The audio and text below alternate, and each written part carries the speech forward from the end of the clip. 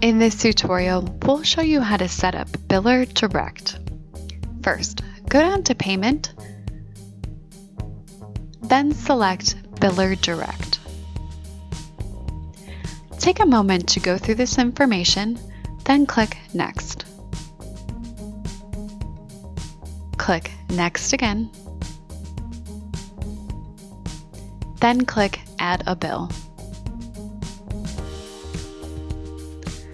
Select the company that you would like to add the bill for.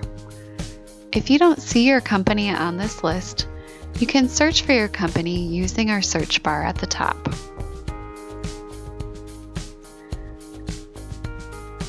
Enter in your login information, then click Verify.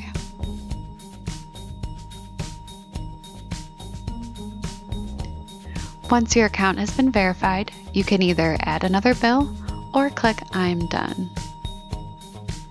At the top is where you will see the notifications about payments that you have coming up.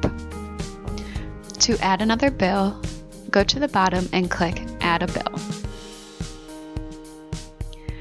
To remove a bill, click on the company name, then click Settings, then click Unlink Company, and click Yes. And the bill has been removed.